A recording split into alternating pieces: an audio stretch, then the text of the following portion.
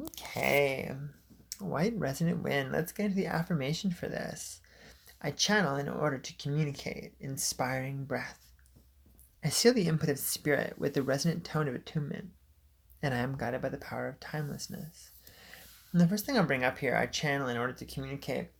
Let us bring you back to how I kind of felt personally when I was just going into the energy of the seventh day of our wave spell. Now, in many other definitions, maybe I really define more about like, oh, what does the sign mean? Is like, what is the kind of archetype?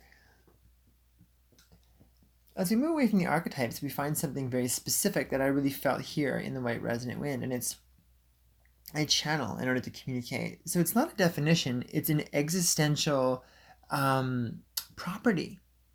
And so I felt just to open myself up to what was coming through and communicated directly from that space.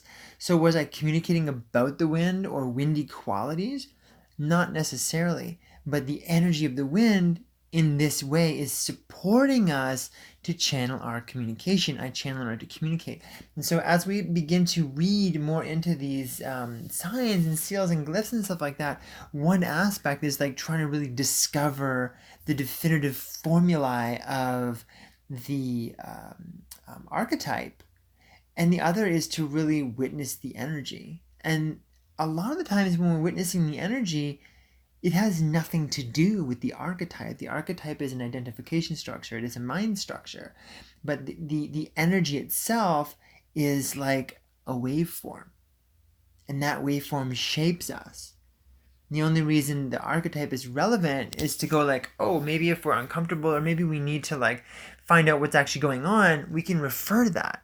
And go, oh, okay, cool. Yeah, that totally makes sense. Okay, I can surrender into that. I can go into that. It's really appropriate to go into that, right? And so they help us as tools of synchronicity.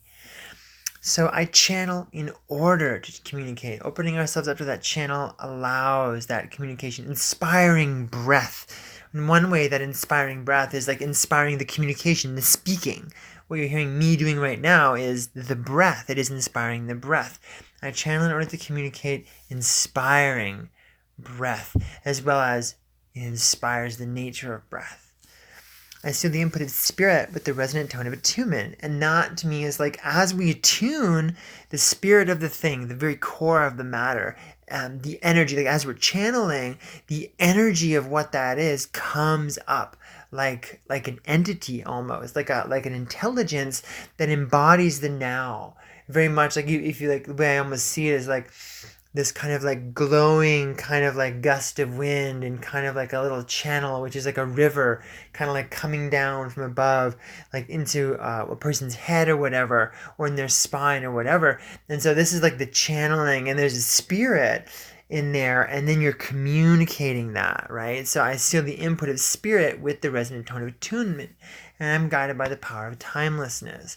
And so just allowing, as that channel opens up, to go into that timeless nature. There's no need for time, it just dissolves because you go purely into the channel.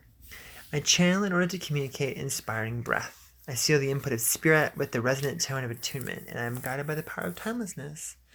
Well, there we go. Stay tuned for the oracle section.